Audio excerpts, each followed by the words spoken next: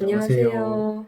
여러분들께서 과탐 관련 문의를 많이 주셔서 오늘은 그 중에서 생명과학에 대해서 다뤄보려고 합니다. 생명과학의 공부법, 공부할 때 유의해야 할 점과 그리고 문제집, 그 강의 커리큘럼 같은 거 소개를 해드리도록 하겠습니다. 네. 안녕하세요. 저는 채널 주인 고등학교 동기이고 고려대학교 예과 다니고 있습니다. 자, 먼저 생명과학 공부법 관련해서 말씀을 드리도록 하겠습니다. 네.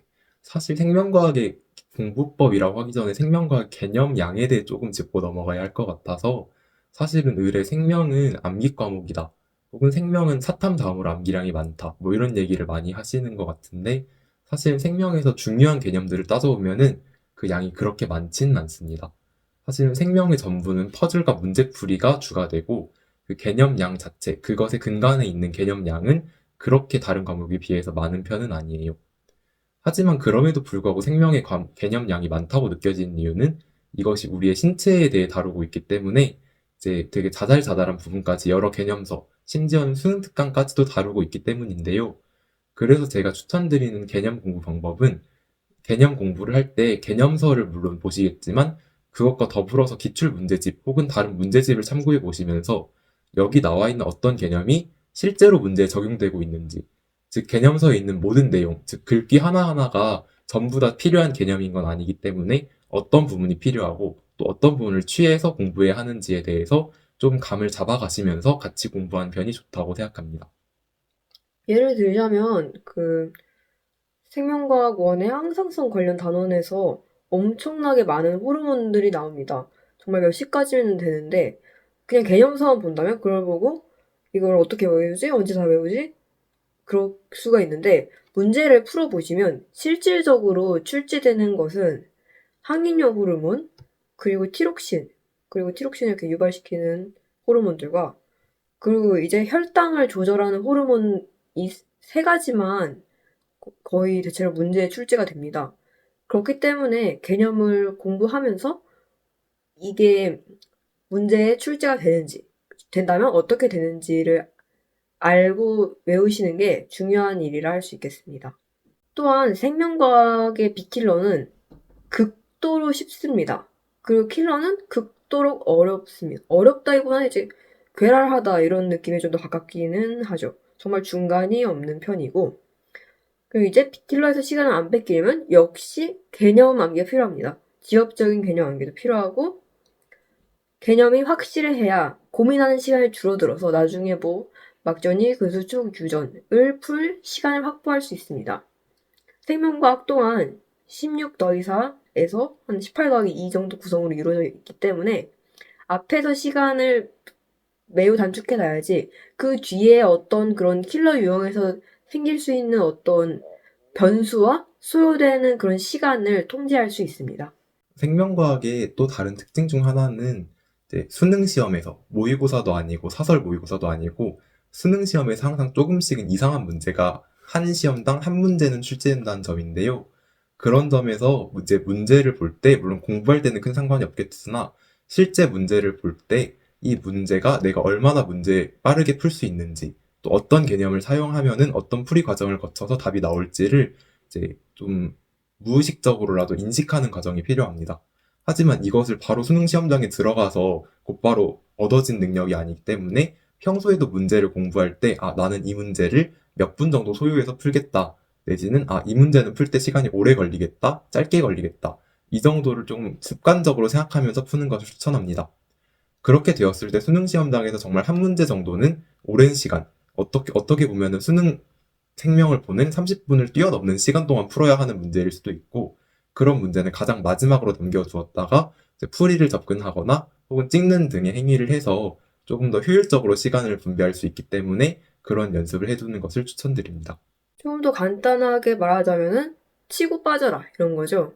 그냥 생명과학은 본인이 어떤 유형이나 번호대를 어떤 순서대로 풀지가 어느 정도 머릿속에 있어야 하고 그리고 만약에 평소에 나오지 않던 유형 아니 평소에 그렇게 나오지 않던 난이도가 나왔을 때도 빠른 대처 능력으로 시간을 뺏기지 않고 그거를 모두 해결해야 합니다. 타임어택이 심한 과목이고 그래서 이제 문제를 봤을 때 이제 뭔가 뭐 유전 가계도라고 넘겨버렸는데 그 문제가 아주 쉬웠을 수도 있고, 그리고 이제 뭐 막전이 군수축을 잡고 있었는데 정말 끝나지 않는 문제일 수도 있어서 이런 문제를 가늠하는 능력을 기르고 이제 말씀드렸던 것처럼 치고 빠지기가 잘 돼야 하는 것 같습니다. 치고 빠지기와 더불어서 대처 능력도 정말 중요한 부분을 잘 짚어주셨다고 생각해요. 저는 마지막으로 여기에 더해서 이제 저희가 했던 이런 말들이 꼭 한 문제를 짧게 짧게 푸세요. 뭐 문제를 풀 때 시간을 재면서 푸세요. 뭐 이런 말씀을 드리는 게 아니라는 것은 이해해 주셨으면 좋겠습니다.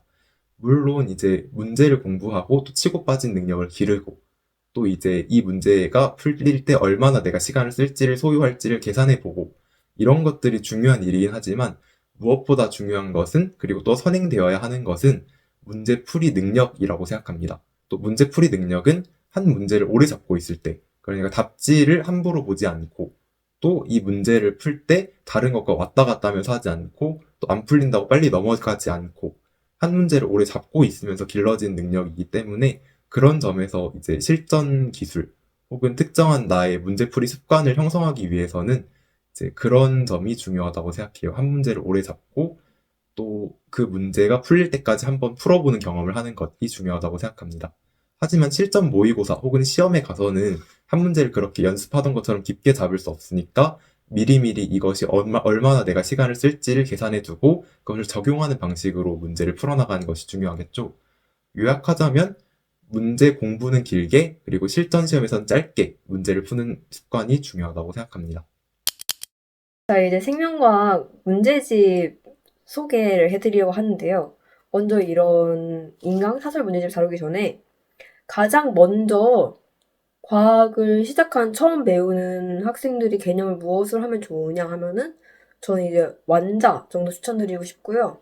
이제 처음 시작한 친구들이 독학을 한다 하면은 시작하기 좋은 개념서라고 생각하고 완전 이 정도로 하고 넘어가고, 생명과학 또한 다양한 선생님 그리고 이제 뭐 엔제 같은 걸 고민하시고 계시는 분들이 많을 것 같아서 백호 선생님, 한종철 선생님, 그리고 이제 생명과학 디카프 팀 엔제에 대해서 다뤄보도록 하겠습니다. 가장 먼저 이제 유명하죠. 섬계완. 백호 선생님의 섬세한 개념 완성입니다. 설명이 굉장히 자세하고 친절하다고 그렇게 많은 평을 받고 있고, 저 또한 이제 그런 뭐 무난한 그런 개념 문제집이라고 생각했습니다. 그리고 강의 올라온 속도가 이 섬계함부터 ABO까지 굉장히 빠르세요. 그 점 참 좋고요. 이건 이제 상크스. 상위권을 위한 크리티컬 스킬 줄임말인데요. 저는 지금 이제 보여드리기 위해 스킬북을 갖고 왔지만은 저는 이제 주로 그냥 문제편만 계속 풀었던 것 같습니다. 이거는 거의 안 보고. 이런 문제를 풀이할 때 뭔가 암기해야 하는 아니면 필요한 그런 내용 혹은 이제 문제풀이의 그런 과정 같은 것을 이렇게 도표나 그림으로 정리해서 보여주시고요. 다만 저는 이제 이런 스킬을 딱 이렇게 뭔가 정리된 걸 보고 외우기보다는 그냥 그동안 문제를 풀면서 체화됐던 게 더 많아서 이 상카스 문제편의 경우에는 고난도 문제가 많이 수록되어 있고 고난도 기출도 수록되어 있고 그 기출을 고난도로 변형한 것도 수록되어 있고 해가지고 괜찮게 풀었고요. 다만 이제 조금 단점이 있다면은 가끔씩 백호 선생님께서 직관을 사용한다는 표현을 쓰시는데요. 저는 그 직관이 무엇인지 잘 와닿지 않아서 그런 면에서 조금 아쉬움을 느꼈었습니다. 그리고 이제 이건 백호 선생님의 마지막 커리큘럼 ABO All Bio in One인데요. 이것도 이제 파이널 교재이긴 하지만 고난도 문제만 다루는 게 아니고 개념부터, 그러니까 여러분들이 잊을 수도 있는 개념 아니면 혹시 모를 그런 지역적 개념까지 다뤄주시면서 심화 문제까지 쭉 끌고 나가는 마지막 파이널 교재입니다.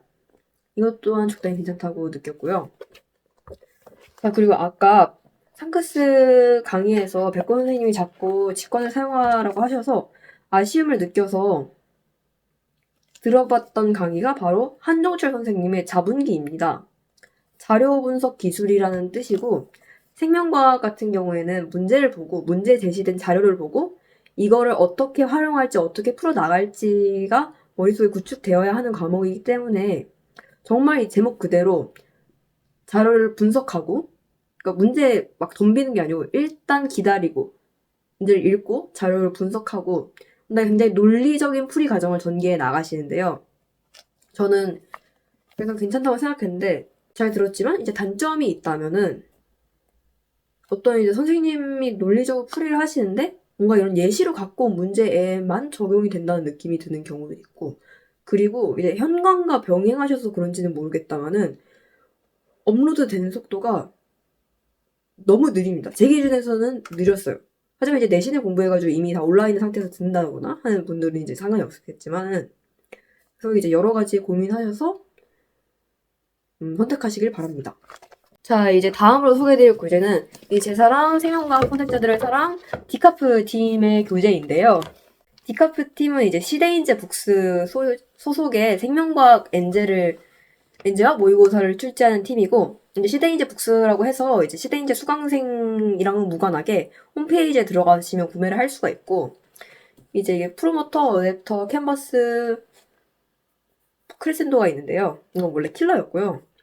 자, 먼저 프로모터의 경우에는 디카프의 어떤 그런 연간 출간 커리큘럼 중에서 가장 첫 번째 책이고 모든 단원을 빼놓지 않고 다루되 고난도의 엔젤을 내놓습니다. 정말 1단원에서마저도 정말 그런 탐구 방법에 대한 이해, 생명과학 탐구 방법에 대한 이해 이런 내용으로도 고난도 문제를 만들어낼 수 있는 그런 문제집이고요. 뭔가 지엽적인 부분도 나오고 사고력을 유발하는 부분도 나오고 그래서 이제 본인이 어떤 놓치고 있는 개념이나 아니면 이제 문제 풀이력이 약하다 했을 때 시도하기 좋겠다 싶고 이것은 그 다음으로 출간되는 어댑터라는 교재입니다. 상편 하편으로 나뉘어 있고 저 같은 경우는 이제 둘이 플러스된 교재를 구매했고요. 따로따로 구매하실 수도 있으시고 이와 같은 경우에는 아까 프로모터 같은 경우에는 모든 단어를 다뤘다면 이건 이제 막전이, 근수축, 유전 등등 일부 단원만을 다룹니다. 일부 단원만을 엔제로 만들어서 다뤄서 중점적으로 그런 킬러 문제들을 연습할 수 있게 제작이 되었고요. 역시 문제 퀄리티 상당히 좋습니다. 자, 그리고 이거는 이제 캔버스라는 이번 연도에 새로 추가된 커리큘럼인데요. 이거는 정말 그냥 개념만을 다루는데 개념만을 다룬다고 해서 쉽지는 않고 이것도 어떤 그런 디카프만의 스타일로 어렵게 변주를 주어 출제를 합니다. 원래 이 책 소개 멘트가 어떤 1등급 분들에게 추천드리지 않고 좀 정말 생명과학을 뭐랄까 6모 이후 아니면 9모 이후에 처음 준비해본다 아니면 뭐 최저만 맞추면 된다 이런 분들에게 추천드린다고 써 있었는데 이번 연도에 6모, 9모가 좀 쉬웠죠 가탐이. 그 중에서도 생명과학이 특징적으로 좀 과하게 쉬웠었는데 그런 현상을 반영한 건지 이제 연말에 보니까 이제 설명이 이제 1등급부터 이제 밑에 등급까지 다 풀기 좋은 그런 서적이 적혀 있더라고요. 어쨌든 간에 이거는 이제 연말에 개념을 다시 리뷰하고 복습하면서 어느 정도의 나름의 이런 디카프스러운 스타일이 들어간 고난도 문제로 연습할 수 있는 그런 책이고요. 이제 디카프의 마지막 출간된 책 크레센도 엔제입니다. 크레센도 무슨 뜻일까 싶으시죠? 이게 원래는 킬러 엔제였습니다. 저는 재수했기 때문에 킬러 엔제도 있고요. 크레센도에서는 정말 그동안에도 충분한 고난이도를 보였지만 이게 정말 진정한 고난이도라고 말하는 듯한 정말 말도 안 되는 고난도의 문제들이 많이 있고요. 그래서 이거는 정말 그냥 막 이거를 못 풀었다고 해서 스트레스를 받으실 필요는 전혀 없을 것 같고 이건 정말 수능 현장에서 나올지 안 나올지 모르겠지만 본인이 다른 부분이 다 완성되었을 때 정말 해계한 유전 문제가 나와서 내가 뭔가 수능 만점을 못 받으면 어떡하지? 그런 게 걱정되시는 분들의 경우에 풀어보시면 좋을 것이라는 생각되고 역시 디카프라서 그런지 문제 퀄리티 좋지만 어렵습니다. 하지만 시간 소요나 낮은 정답률만을 위해서 마구 꼬아놓은 느낌이 아니라 나름의 또 논리가 있기 때문에 풀어보시면 좋을 것으로 생각됩니다. 그 다음으로 소개드릴 문제집은 마더텅인데요. 검더텅이라고 하는 이제 기출문제를 이제 유형별로 수록해 놓은 문제집입니다. 위에도 빨더텅이라고 해서 빨간색 표지의 문제집은 문제를 이제 연도별로 모의고사와 비슷한 환경을 만들어 두었고, 제 경우에는 이제 기출문제집을 공부해야 되는 요구가 조금 더 컸기 때문에 검더텅을 사용했었습니다. 구성 자체는 사실은 여타 문제집 혹은 기출문제집과 다르지 않고, 제가 생각하기에도 이제 자이 스토리 같은 기출 문제집이나 뭐 마더텅 중에서 조금 더 눈이 편하고 내가 조금 더 해설을 보기 쉽다 이런 문제집을 선택하시는 게 나을 것 같아요. 생명의 경우에도 결국 문제는 시간이 갈수록 점점 더 어려워지고 있기 때문에 이제 시간 순서대로 정리된 기출 문제집을 푼다면 되게 쉬웠던 2014년이나 13년부터 2017년을 지나서 2023년까지 점점 더 어려워지는 문제들이 왜 어려워졌는지, 어떤 점에서 어려워졌는지, 그리고 기존엔 어렵게 다루지 않는 부분이 갑자기 왜 어렵게 다루어졌는지 등을 생각해보기 좋은 문제집이라고 생각합니다. 저 또한 생명과학 공부를 할 때 마법턴 굉장히 잘 사용했었는데요. 고2 때 처음에 내신을 접했을 때도 그렇고 고3 때 그리고 재수 때까지 매년 마라톤 검은 책을 풀었던 것 같습니다. 앞에서 설명했듯이 굉장히 양질의 문제집이고 저는 좋다고 생각을 했고 제가 특히 좀 뭐랄까 어떤 플러스 요인이 되었다고 생각하는 게 가장 뒤에 있는 이 기출 OX 522문제인데요. 생명과학이 특히 이제 찍기 특강이 발달한 과목 아니겠습니까? 기억, 니은, 디귿의 그 선지 배치로 정답을 유추해버리고 실제로 맞는 경우도 생기는 그러한 맹점이 있는 과목인데요.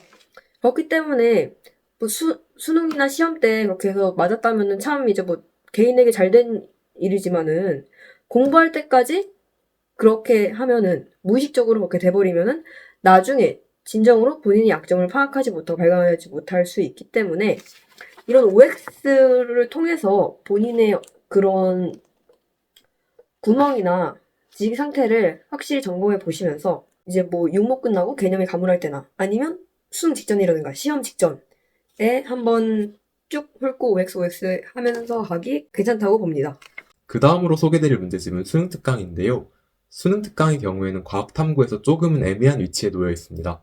저희가 수능 특강을 푸는 이유에는 물론 그 해의 기조를 파악하기 위함도 있지만 보통은 6월과 9월 모의고사 그리고 수능에 이것이 간접적으로 연계되기 때문에 그러한 연계 경향을 살피기 위해서 주로 푸는 이유가 있다고 생각합니다. 하지만 그런 점에서 과탐이 조금 애매한 이유는 과학탐구에서는 준킬러와 비킬러, 그리고 킬러 사이의 차이가 상당하기 때문에 준킬러와 비킬러 위치에 수능특강이 연계되었을 때에는 사실은 연계 필요 없이 원래 잘 푸는 문제였을 가능성이 있고, 또 킬러의 경우에는 킬러가 완전히 새로운 체감을 두기 위해서 새롭게 만들어진다는 점에서 적게 연계되기 때문에 그렇게 눈에 띄는 효용을 얻을 수 있지는 않기 때문입니다. 하지만 그럼에도 불구하고 제가 수능 특강을 추천드리는 이유는 그 해의 기조를 파악한다는 점에서 먼저 첫 번째로 큰 의미가 있고, 두 번째로 그 수능 특강의 문제 자체가 자체적으로 완성도를 어느 정도 보증하기 때문에 그런 점에서 사실 합리적인 가격에서 접근할 수 있는 엔제다라고 생각하면은 괜찮은 위치에 놓인다고 생각할 수 있기 때문입니다. 추가적으로 수능 특강의 생명 과목에서의 개념 문제들은 이제 수능이나 혹은 모의고사에서 평가원이 출제하는 것보다 조금은 자세하게 물어보는 경향이 있고, 또 수능 특강의 개념 설명 부분에서도 수능에서 출제할 수 있는 혹은 출제하는 의뢰 출제하는 범위보다 조금은 다양한 부분을 다루는 것이 일반적입니다. 그런 점에서 이제 어떤 부분이 나와도 대비할 수 있다, 혹은 내가 개념 공부를 제대로 했는지 한번 확인해 볼 수 있다는 점에서 수능 특강을 한 번쯤은 풀어보는 게 낫지 않을까 생각됩니다. 저도 수능 특강을 추천드리는 점이 앞서 말씀해 주셨던 것처럼 지엽적인 부분을 한 번 더 점검할 수 있고 정말 이걸 누가 내 하는데 수능 특강에는 나옵니다. 수능 특강이 됩니다. 그리고 이제 아무리 이제 뭐 B킬러, 준킬러에 응용이 되었다 하더라도 거기서 이제 당황했을 때 빼앗기는 시간의 타격이 있을 수 있기 때문에 한번 수능 특강도 풀어보시는 걸 적극 권장드립니다. 마지막으로 소개드릴 문제집은 조금 낯설지만 EBS에서 나온 3주 특강이라는 문제집입니다. 이름에 걸맞게 3주 동안 풀 수 있도록 이제 날이 나누어져 있고, 수능 특강보다는 조금 어렵지만 그래도 전 생명과학의 전 부분을 차례대로 다루고 있다는 점에서 특징적인 문제집입니다. 특별히 어렵거나 다른 사설 엔제처럼 어떤 중요한 개념들을 되게 굉장히 어려운 형태로 전달하는 것은 아니지만, 이제 EBS가 의뢰 그렇듯이 조금은 개념들을 까먹지 않게 여러 부분 지엽적으로 다뤄주고 있고, 또 이것을 나름 완성도 있는, 또 난이도 있는 문제들로 완성했다는 점에서 어느 정도 풀어봄직한 문제집이라고 생각하여 추천하게 되었습니다. 자, 이렇게 해서 오늘 여러분들께 생명과학 공부법과 그리고 이제 관련된 강의 커리큘럼과 문제집 같은 거 소개하고 추천해 드렸는데요. 궁금한 점이 있다면 댓글로 남겨주시면 좋겠고, 지금까지 시청해주셔서 감사합니다.